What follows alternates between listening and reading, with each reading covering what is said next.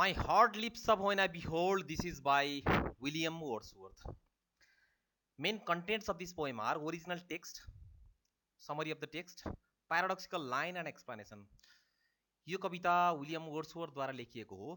यसमा यहाँहरूले original text पाउनुहुनेछ, विलियम वर्ड्सवर्थद्वारा लेखिएको कविता पाउनुहुनेछ। यसै गरी समरी, यसलाई सजिलो रूपमा अर्थात् बुझ्नलाई सजिलो बनाइएको छ समरीद्वारा। यस्तै गरी एउटा लाइन नम्बर 7 मा यो कवितामा लाइन नम्बर 7 छ। लाइन 7 मा भएको त्यो लाइन जो प्याराडक्सिकल लाइन भनेर बुझ्छौँ, त्यो प्याराडक्सिकल लाइनको बारेमा चाहिँ एक्सप्लेन गरिएको छ। Okay, my heart lips up when I behold by William Wordsworth. यो ओरिजिनल टेक्स्टलाई बुझ्नु होला। My heart lips up when I behold a rainbow in the sky. आकाशमा इन्द्रेणी देखेपछि मेरो मन असाध्यै प्रफुल्लित हुन्छ, धड्कन्छ, खुसी हुन्छु। So was it when my life began. जब मेरो जीवन सुरुवात भएको थियो यस्तै थियो, अर्थात् आकाशमा त्यही थियो इन्द्रेणी। So is it now I am a man. अहिले म मानिस छु, अर्थात् मानिसको रूपमा छु। यो त्यही छ, अर्थात् आकाशमै छ।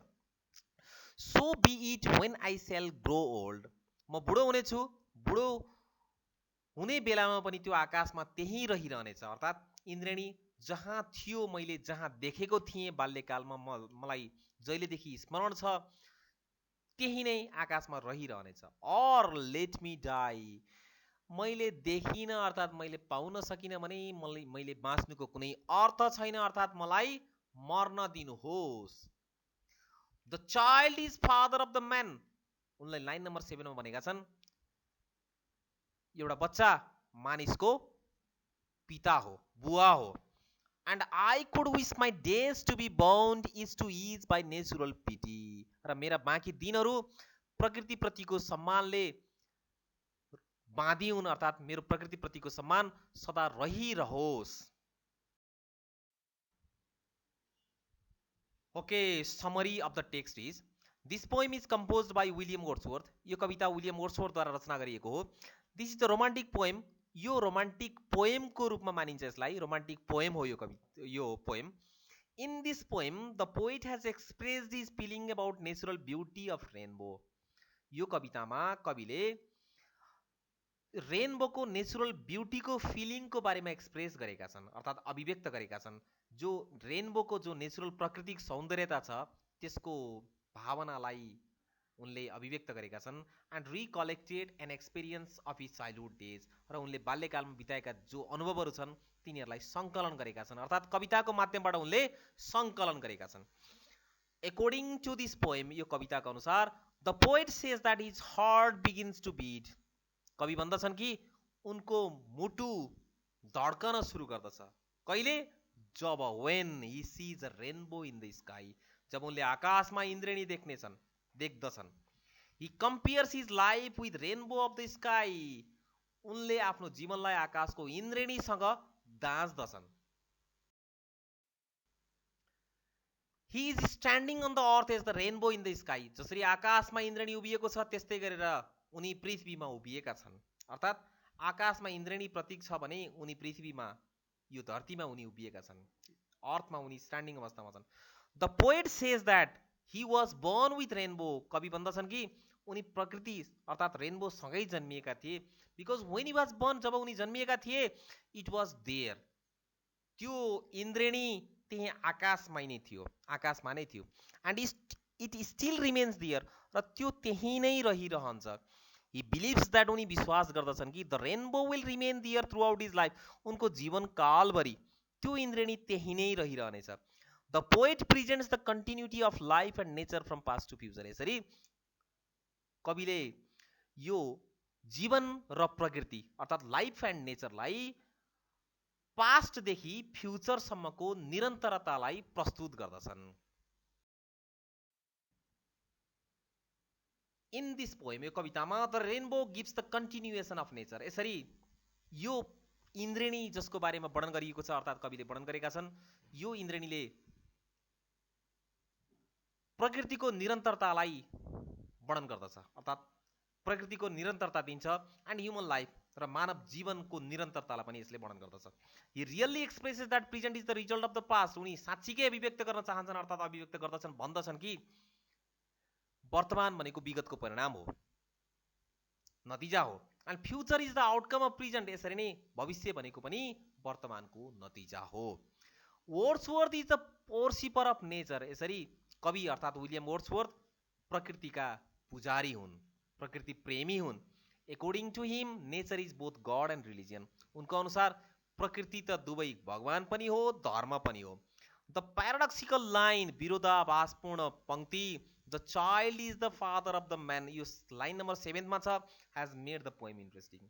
साँच्चीकै कवितालाई हेर्ने हो भने line number 7 is most important, is the most important, सबभन्दा बढी महत्त्वपूर्ण लाइन भएको भनेको लाइन नम्बर 7 लाई मान्न सकिन्छ, जसमा हामी सिमिङली एब्जर्ड भन्छौँ, अर्थात् देख्दाखेरि विश्वास गर्न नसकिने कुरा। अर्थात् एउटा बच्चा भनेको मानिसको बुवा हो, तर यदि यसलाई हामी इनर अर्थात् यसको भित्री रूपमा चाहिँ यसको व्याख्या गर्न चाहन्छौँ भने वास्तवमा यो सत्य भन्छ।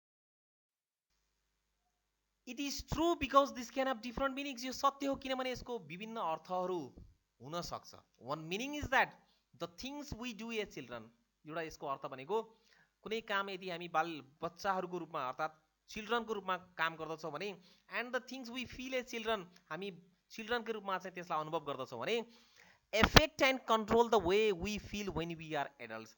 त्यसले हामीलाई प्रौढ अवस्थामा चाहिँ त्यसले प्रभाव पारेको हुन्छ, त्यसले हामीलाई नियन्त्रण गरेको हुन्छ।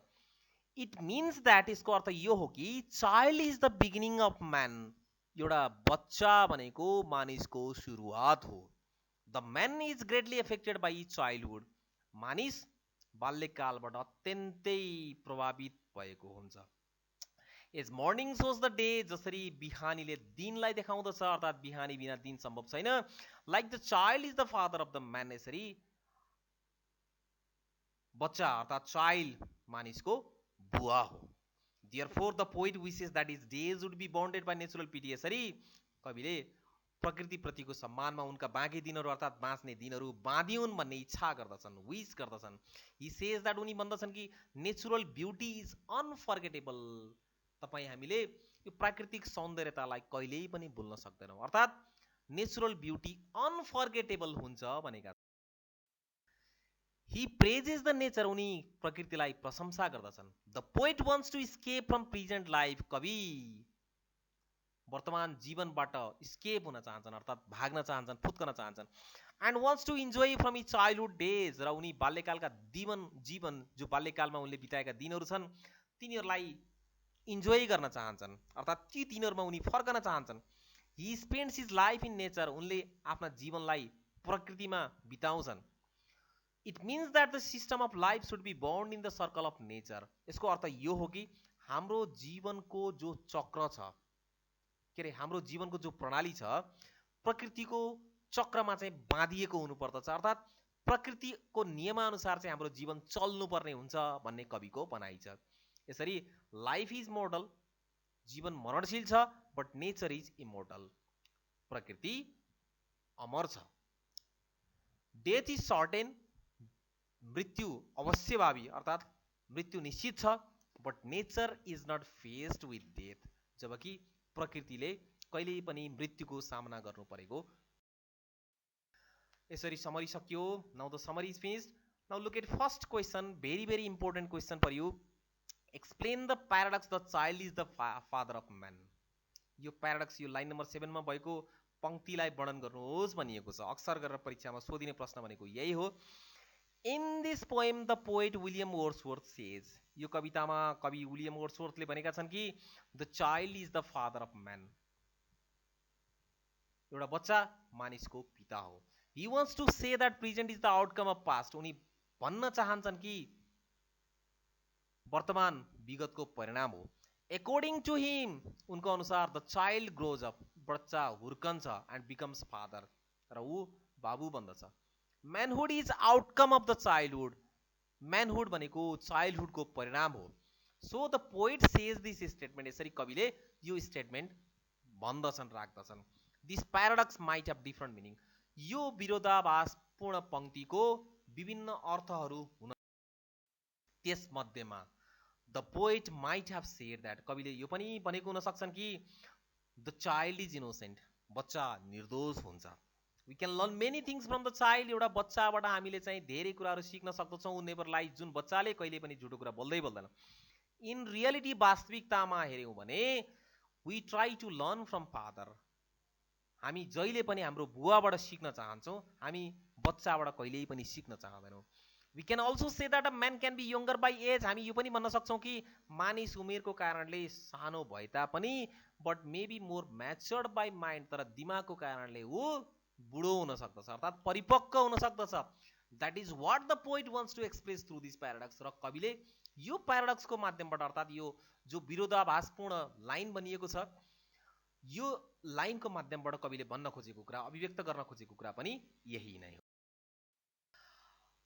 Thank you for watching. Please don't forget to like, comment, share and subscribe my YouTube channel to get the latest videos. फेरि पनि यस्ता भिडियोजहरू अपलोड हुँदै जानेछन्, कृपया सब्सक्राइब गर्न नभुल्नु होला। Okay, thank you very much.